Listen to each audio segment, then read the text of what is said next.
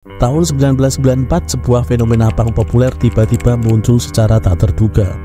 Penyebabnya adalah meledaknya album Dookie milik Green Day. Saat itu, untuk pertama kalinya, album punk terjual sampai jutaan kopi. Fenomena punk populer ini kemudian perlahan menggeser senjakala gelombang grunge yang ditinggal mati oleh Kurt Cobain. Banyak band yang kemudian gambling mencoba peruntungan itu, dan gak sedikit yang gagal dan malah berakhir sial, menjadi olok-olokan skena atau justru bubar jalan karena gak kuat sama tekanan komersil.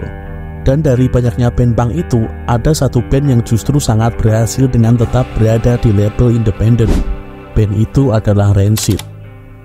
Selamat datang di channel Buru Urban. Seperti biasa, video ini bukanlah dari kajian akademis atau riset yang dake-dake.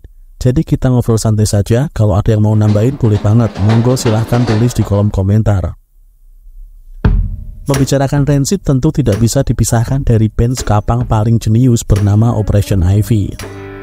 Jadi mari kita kembali sejenak ke tahun 1987 saat Operation Ivy pertama kali dibentuk. Pada awal kemunculannya, band ini beranggotakan Jesse Mitchell, Tim Armstrong, Matt Freeman, serta Dave Mello. Mereka adalah 4 anak punk yang tumbuh di dalam skena hardcore punk Berkeley. Di tahun 1987, ketika Operation Ivy dibentuk, skena hardcore punk Amerika sedang berada di fase paling kusyuk dalam menerapkan idealisme dan gagasan yang diyakini. Banyak para pelaku di skena ini yang kemudian membuat label rekaman independen sebagai bentuk tandingan terhadap budaya populer dan industri musik arus utama. Kemudian muncul juga kolektif-kolektif yang membuka ruang alternatif tandingan. Di Berkeley, kota di mana Operation Ivy tumbuh, ada sebuah klub bernama 924 Gilman Street yang biasa menyediakan ruang untuk band-band punk lokal manggung di sana dan gak ngebolehin band major label apapun untuk tampil di tempat mereka. Dari latar belakang yang seperti itu, kebayangkan gimana dakiknya anak-anak hardcore punk Amerika saat itu. Di tahun 1989, Operation Ivy akhirnya merilis album debut sekaligus menjadi album studio satu-satunya yang pernah mereka rilis. Kecemerlangan Tim Armstrong dan kawan-kawan meracik album ini membuat album ini menjadi salah satu album punk kontemporer terbaik yang dengan sukses menggabungkan elemen hardcore punk dengan ska. Namun di balik briliannya sebuah debut album yang disuguhkan Operation Ivy, ternyata berbanding terbalik dengan apa yang terjadi di dalam internal band. Beberapa saat setelah mereka merilis album, band ini kemudian bubar.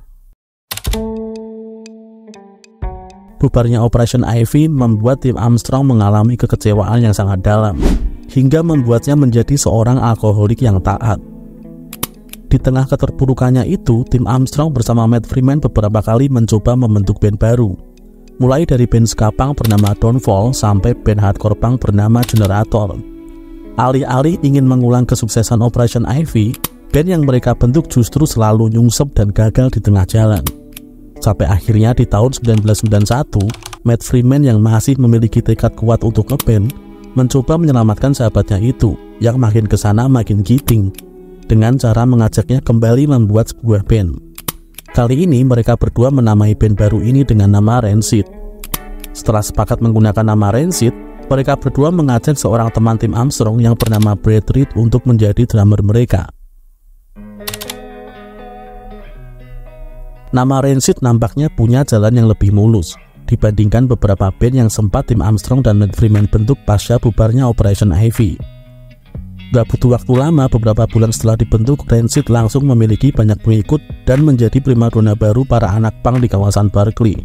Merasa yakin dengan perjalanan karir yang pesat, Rancid akhirnya memutuskan untuk merilis EP di tahun 1992 di bawah naungan Lookout Records.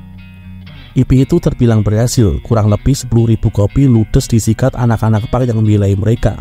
Tak berselang lama setelah merilis EP perdana, Rancid memutuskan hengkang dari Lookout dan menerima tawaran kerjasama dari Epitaph Records. Bersama label Epitaph, Rancid merilis album penuh pertamanya pada tahun 1993. Atas ajakan Tim Armstrong, Lars Frederiksen kemudian masuk sebagai personil keempat Rancid. Bersama Lars, Rancid merilis EP keduanya di tahun 1993. Di EP kali ini, mereka bekerja sama dengan label milik Fat Mac No Effect, yaitu Fat Records. Memasuki tahun 1994, saat punk mulai dilirik oleh label-label besar, Rancid tetap merilis album penuh kedua mereka melalui label independen Epitaph Records.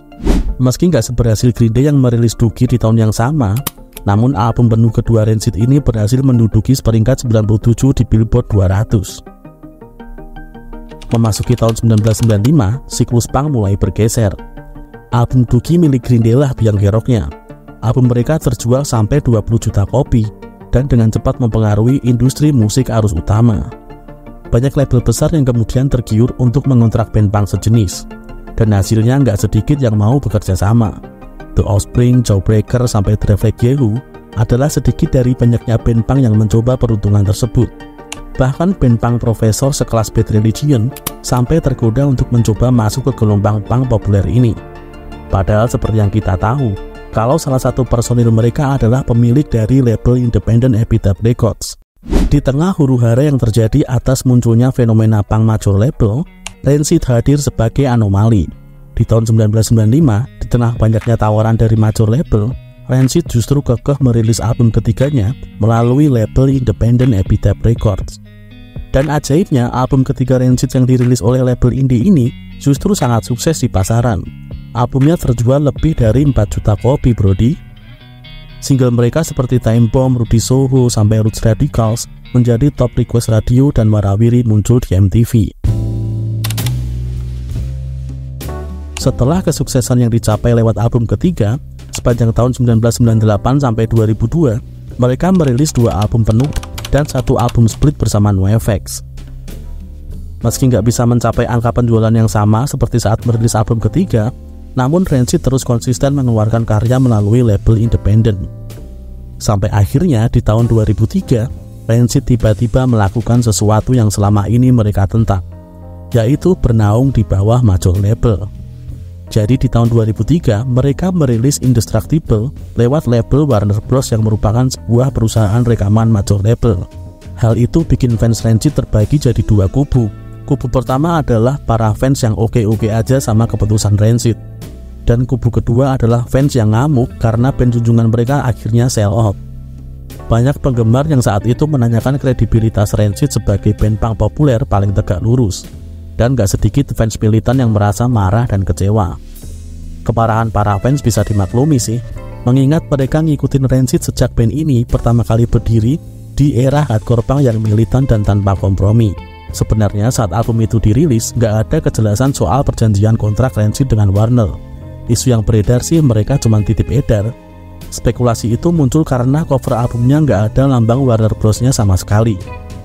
Namun terlepas dari itu semua, keterlibatan label Warner Bros. Nyatanya nggak ngerubah arah musik, penulisan lagu, ataupun penampilan mereka.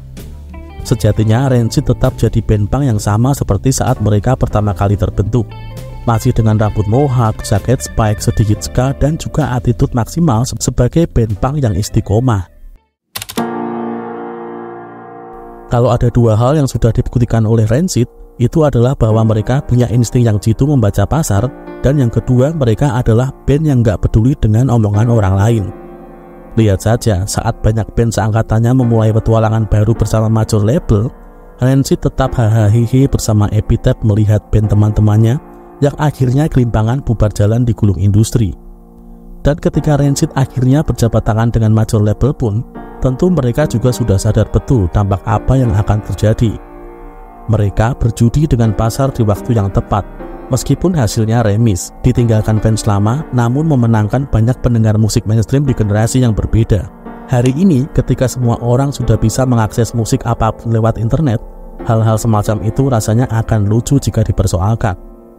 Mungkin orang-orang yang dulu marah dengan Rancid, kini di usia mereka yang sudah di atas 30-an, sedang mendengarkan lagu-lagu Rancid lewat Spotify sambil nostalgia. Ngapain sih dulu kita ngamuk-ngamuk begitu?